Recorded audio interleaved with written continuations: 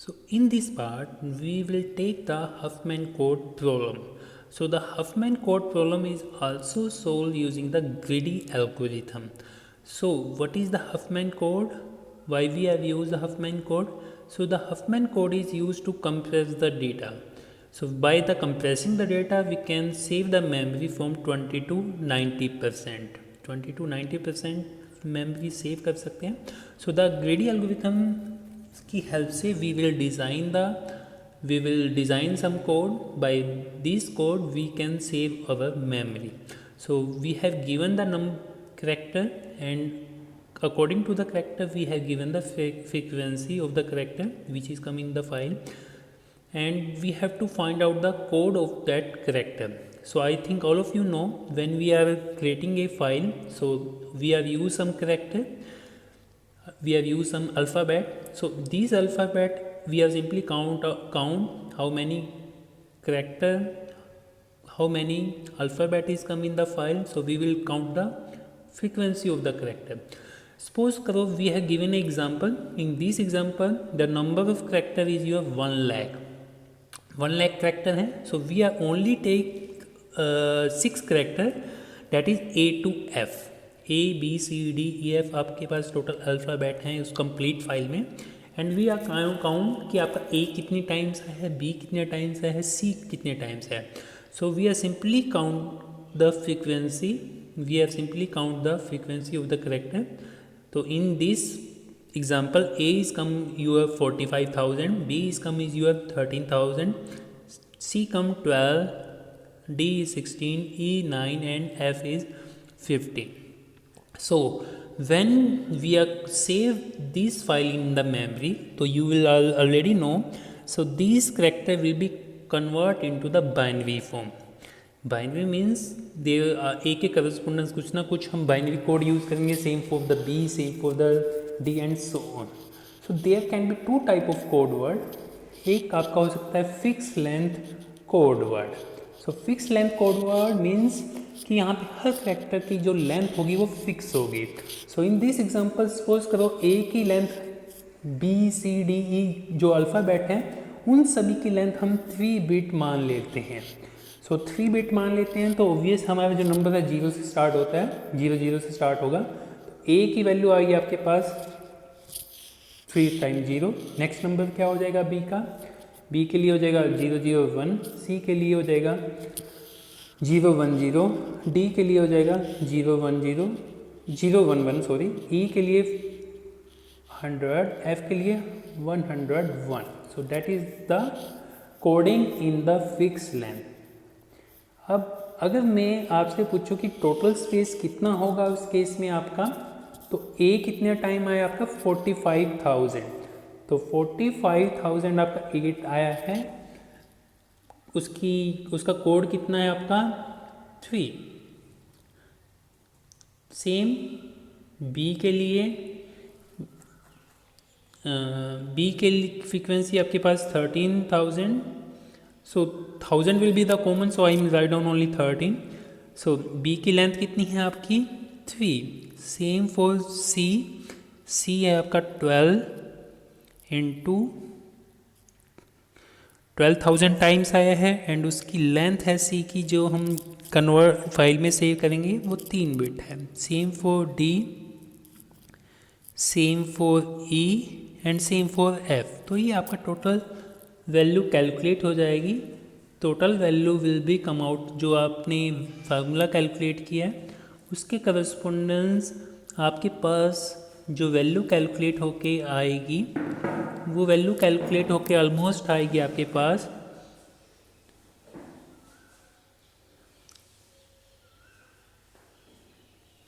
That is the 3 lakh bits आपको required होगी. ठीक है, तो अगर आप इनको सभी को कैलकुलेट करोगे तब आपके पास ये 3 लाख होगी. बट अगर मैं यहाँ पे लेंथ फिक्स नहीं रखता, मैं लेंथ को वेरिएबल रखता हूँ.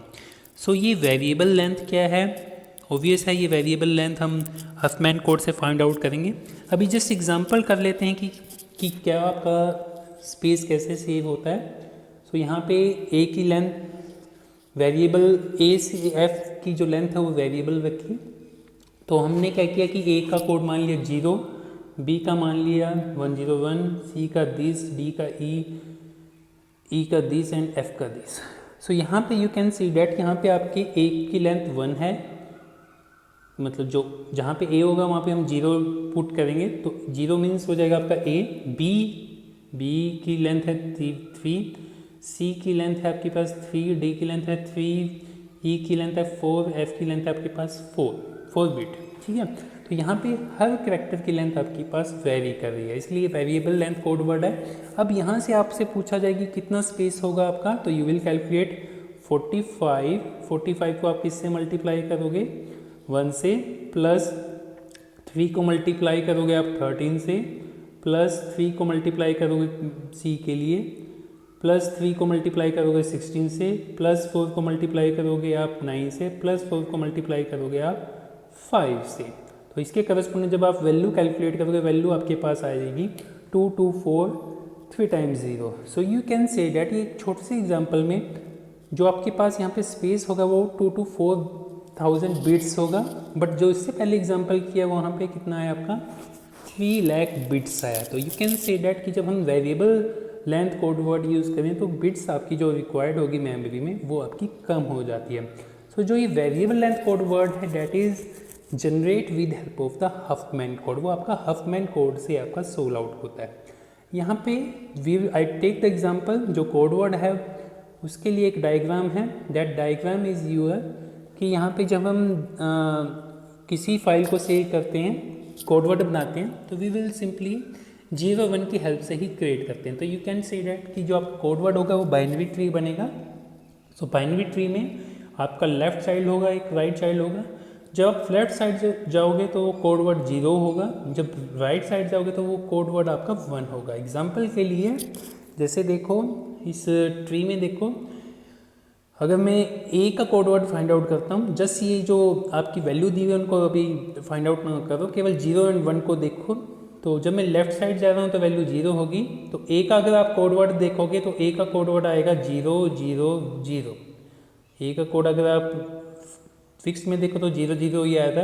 बी का कोड वर्ड देखोगे तो 0 0 1, सेम सी का था 0 1 0, डी का है आपका 0 1 1, ई का आपका 1 0 0 एंड एफ का एक आपका 1 0 1। ये आपका फिक्स लेंथ के लिए। अगर मैं वेरिएबल की बात करता हूँ तो ए का हमने 0 माना था, बी का हमने माना था 1 0 1, सी का माना था 1 0 0, 1 डी का माना था हमने 1 1 1, ई का माना था 1 1 0 1 एंड एफ का माना था 1 1 0 0।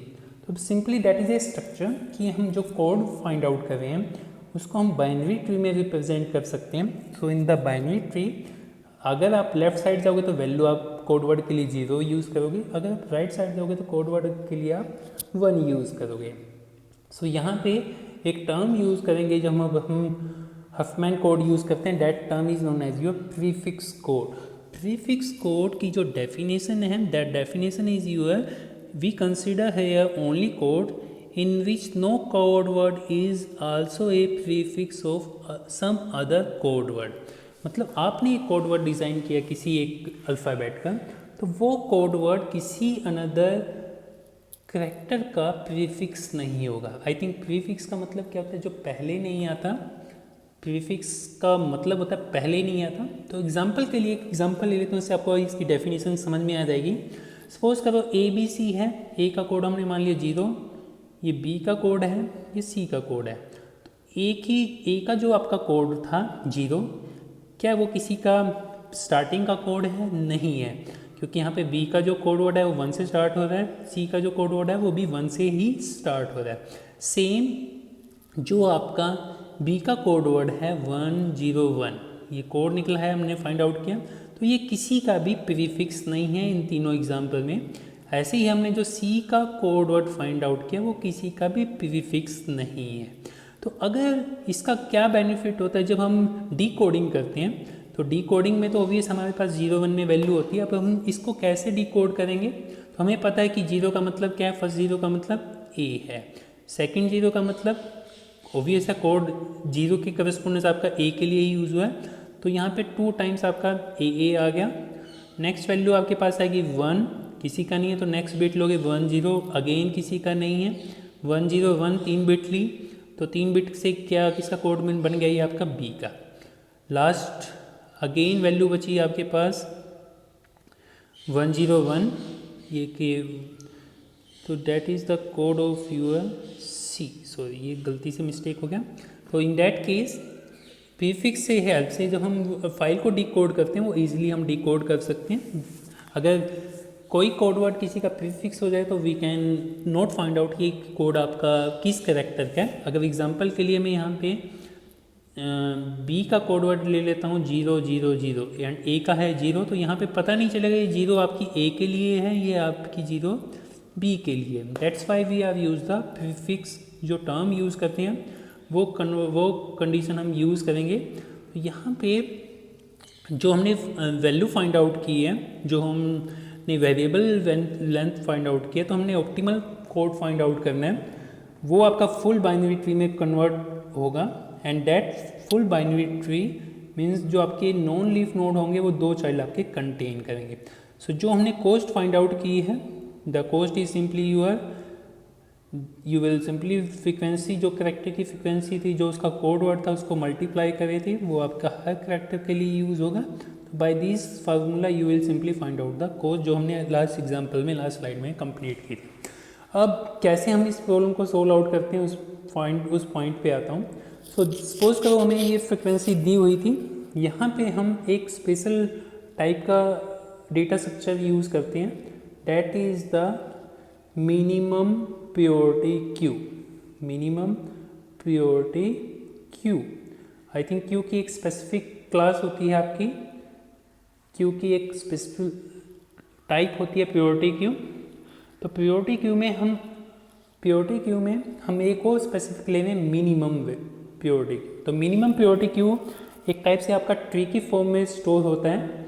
सो उस ट्री में सिंपली जो मिनिमम वैल्यू होगी वो आपका रूट होगा, वो आपका रूट होगा। जैसे एग्जांपल के लिए we have done the heap sort, एक टाइप से आप हीप सॉर्ट के एग्जांपल लेके चलो, उसमें मैक्सिमम जो नोड की वैल्यू, जो भी आपके पास मैक्सिमम वैल्यू थी वो रूट बनता था, उसके अपोजिट में आपका हो जाएगा मिनिमम प्योरिटी की। तो जो मिनिमम वैल्यू होगी वो वैल्यू रूट की होगी। अगर हम मिनिमम वैल्यू को डिलीट कर देते हैं तो जो नेक्स्ट मिनिमम वैल्यू होगी वो आपका अगेन रूट बन जाएगा। I think that point will be clear. So हम अब इस प्रॉब्लम को हम कैसे हफमैन से सोल्व आउट करते हैं। आपके पास हर कैरेक्टर की ये फ्रीक्वेंसी दी हुई है, तो यू विल सिंपली इसको क्यू में पुट करोगे। तो वैसे तो ये सॉर्टेड ऑर्डर में दी हुई है, but I will say that कि I will simply come on the first part. तो जो सबसे पहली वैल्यू होगी वो सबसे मिनिमम होगी। सबसे मिनिमम वैल्यू किसकी? आपकी एफ की। तो हमारा स्टेप क्या होगा कि फर्स्ट स्टेप आपका थोड़ा डिफरेंट होता है कि हम इस पर्टिकुलर क्यू में से फर्स्ट 2 वैल्यू को डिलीट करते हैं। तो पहली वैल्यू डिलीट की, पहली वैल्यू क्या आ जाएगी आपके पास 5। नेक्स्ट वैल्यू को अगर मैं डिलीट करूँगा, नेक्स्ट मिनिमम वैल्यू क्या बची आपके पास 9। तो जो 2 वैल्यू आपने डिलीट की है, पहली वैल्यू आई आपके पास F5 के लिए, नेक्स्ट वैल्यू आएगी आपके पास E9 के लिए। Now what we will do, in 2 value को हमने डिलीट किया है। अब डिलीट करने के बाद इन दोनों को हम ऐड करेंगे, इनकी फ्रीक्वेंसी को ऐड करेंगे। फ्रीक्वेंसी को ऐड करने के बाद एक नया नोड बनेगा आपका। तो आपके पास इन दोनों को ऐड करने के बाद वैल्यू क्या बनी आपके पास 14। तो फर्स्ट नोड आपका जो डिलीट हुआ था 5 हुआ था, तो 5 के लिए जो कोड हुआ आपका वो 0 आ गया। नेक्स्ट नोड डिलीट हुआ था आपका 9, तो उसके लिए उसको हम राइट साइड में इंसर्ट करेंगे, तो उसके लिए वैल्यू आ जाएगी आपके पास 1। दैट मीन्स अब एक नया नोड बनेगा, उस नई नोड की वैल्यू क्या बन जाएगी आपके पास 14। उसका लेफ्ट चाइल्ड क्या होगा आपके पास 5, उसका राइट चाइल्ड क्या होगा आपके पास 9। तो 0 and 1 I think I clear that point कि जब आप लेफ्ट साइड जाओगे तो वैल्यू 0 होगी, जब राइट साइड जाओगे वैल्यू 1 होगी। तो जब 14 आपने इंसर्ट किया, उसको क्यू में दोबारा से इंसर्ट करोगे। अब जब दोबारा से इंसर्ट करोगे तो ये दोनों वैल्यू आपके पास यहाँ से डिलीट हो जाएगी एंड एक नई वैल्यू आएगी, दैट इज़ द 14। सो अब ये बताओ कि अब अगर हम मिनिमम क्यू में से मिनिमम वैल्यू डिलीट करते हैं, कौन सी वैल्यू आएगी सबसे पहले आपके पास? सबसे पहले वैल्यू आएगी आपके पास 12 की। नेक्स्ट वैल्यू अगर डिलीट करोगे वैल्यू किसकी आएगी आपके पास 13 की। तो 12 को लेफ्ट साइड में एक नया नोड लेंगे, नया नोड लिया, लेफ्ट साइड सी को इंसर्ट किया, राइट साइड 13 को इंसर्ट किया, मतलब बी को इंसर्ट किया। ये 12 था आपके पास, ये आपके पास 13 था। तो इन दोनों की फ्रीक्वेंसी को ऐड किया तो वैल्यू क्या बन गया आपके पास 25। नाउ अगेन क्यू में इंसर्ट करेंगे तो आपके पास क्यू में से 12 भी डिलीट हो गया, 13 भी डिलीट हो गया, 25 इंसर्ट हो जाएगा। तो सबसे पहली वैल्यू किसकी आएगी आपके पास 14 की, नेक्स्ट वैल्यू आएगी आपके पास 16 की। तो क्यू में से दो नोड डिलीट किए आपने 14 एंड 16। सो सबसे पहले 14 को डिलीट किया। सो 14 प्लस 16 की वैल्यू क्या बन गई आपके पास 30। 14 ऑब्वियस है लेफ्ट साइड में गया है इसलिए वैल्यू यहाँ पे 0 हुई। 16 आपका राइट साइड में है तो वैल्यू आपके पास 1 गई। अब क्यू में इसको इंसर्ट किया। Now again delete the two nodes. तो सबसे पहले डिलीट होगा आपका 25, फिर नेक्स्ट होगा आपके पास 30। सेम इन दोनों को ऐड किया तो वैल्यू बनेगी इनके पास आपके पास ऐड होने के बाद 55। 25 लेफ्ट साइड, 30 राइट साइड, तो 55 हुआ। अब क्यू में से अगेन आपने वैल्यू को डिलीट किया, दो वैल्यू डिलीट करेंगे तो 45 सबसे पहले डिलीट होगा तो लेफ्ट साइड चला गया आपके पास 45 एंड 55 आपका राइट साइड चला गया। तो यहाँ पे 45 प्लस 55 वैल्यू क्या होगी आपके पास 100। तो हमारी स्टेप चलेगा जब तक केवल एक ही नोड हमारे पास ट्री में या क्यू में केवल एक ही वैल्यू नहीं बचती। अब यहाँ पे आप कोड वर्ड फाइंड आउट करो तो ए का कोड क्या आएगा आपके पास 0 पर, सी का कोड आएगा आपके पास 1 0 0, बी का कोड आएगा 1 0 1, एफ डी का कोड आएगा 1 1 1 एंड एफ का कोड आएगा आपके पास 1 1 0 0, ई का कोड आएगा 1 1 0 1। तो ये जो कोड है हमने हफमैन से फाइंड आउट किया। तो इस पार्ट को अगर आप जो पहले हमने एग्जांपल लिया था वही सेम एग्जांपल आपके पास, वही सेम एग्जांपल ये कोड वर्ड बना है, ये कोड वर्ड हमने हफमैन से फाइंड आउट किया है।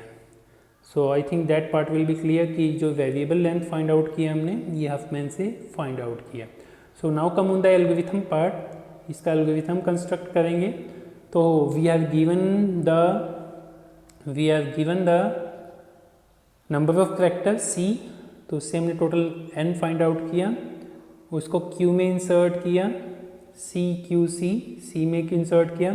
तो एक टाइप से आपका लूप चल रहा है, n-1 आपका लूप चल रहा है।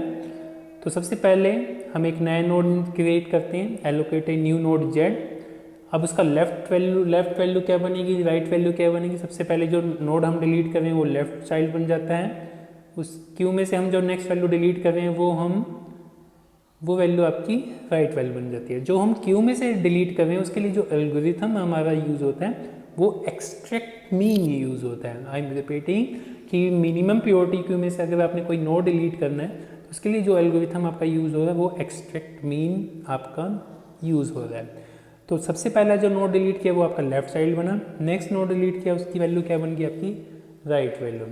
Now we will simply calculate the frequency. Z की वैल्यू क्या होगी f of x plus f of y, वो आपकी z की वैल्यू हो जाती है।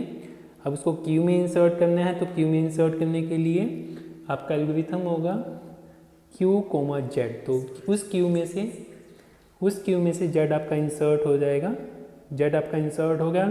तो यही सेम एल्गोरिथम आपका कितने टाइम कॉल होगा n-1 टाइम कॉल होगा। जब ये कंप्लीट हो जाएगा तो we are simply return the last node जो होगा रूट वैल्यू हम यहाँ पे रिटर्न कर देंगे तो हमारे पास नोड हो जाएगा। नाउ का कैलकुलेट द कॉम्प्लेक्सिटी। इसकी कॉम्प्लेक्सिटी अगर हम कैलकुलेट करते हैं तो 1 बाय 1 स्टेप जाते हैं। फर्स्ट स्टेप पे 1 टाइम चला।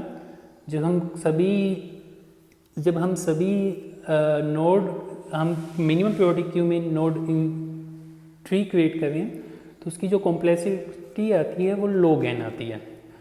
ये आपका n टाइम एल्गोरिथम चलेगा, ये 1 टाइम चला केवल नोड को एलोकेट करने के लिए। जो एक्सट्रैक्ट मीन एल्गोरिथम होता है उसकी जो कॉम्प्लेक्सिटी होती है वो बिग ऑफ log n होती है।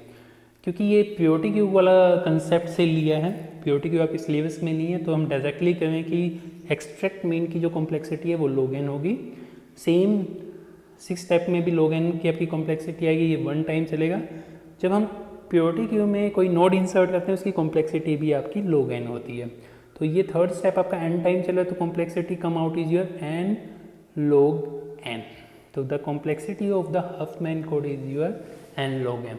तो इस पर्टिकुलर प्रॉब्लम में केवल आपने एल्गोरिथम करना है जो भी ये आपको एक्सप्लेन किया, and you have to do a example. So that is from my side.